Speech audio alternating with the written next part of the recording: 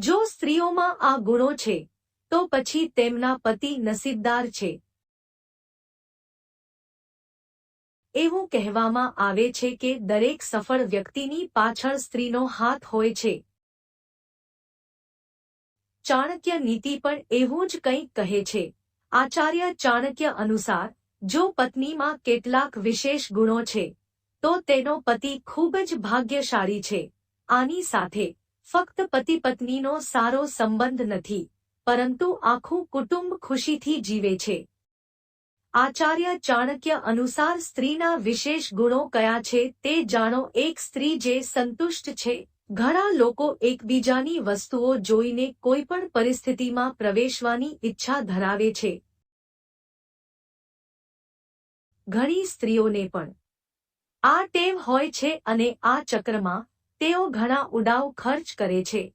ચાણક્ય નીતિ અનુસાર સંતોષવાળી સ્ત્રીનું વિવાહિત જીવન હંમેશા સુખી રહે છે.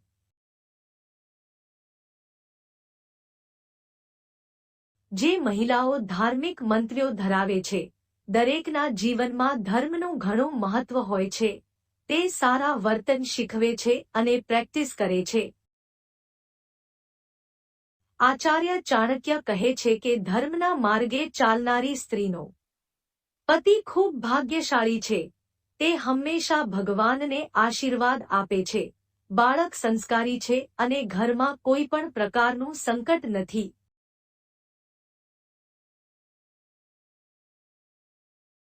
મીઠી બોલતી સ્ત્રી. મીઠી વાચાવાળા વ્યક્તિના જીવનમાં ઘણી વસ્તુઓ સારી થાય છે અને તે બિનજરૂરી ઝઘડા પણ ટાળે છે.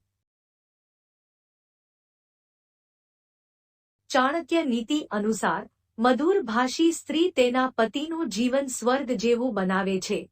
વારંવાર કોડરાને લીધે મોટું નુકસાન થાય છે. ધીરજ. સારા જીવન માટે વ્યક્તિએ ધીરજ રાખવી જ જોઈએ. જે સ્ત્રી ધીરજ સાથે દરેક પરિસ્થિતિનો સામનો કરે છે અને વિચારપૂર્વક કામ કરે છે, તેનો પતિ ખૂબ નસીબદાર છે. આવી સ્ત્રી આખા પરિવાર માટે ખૂબ જ મહત્વપૂર્ણ છે.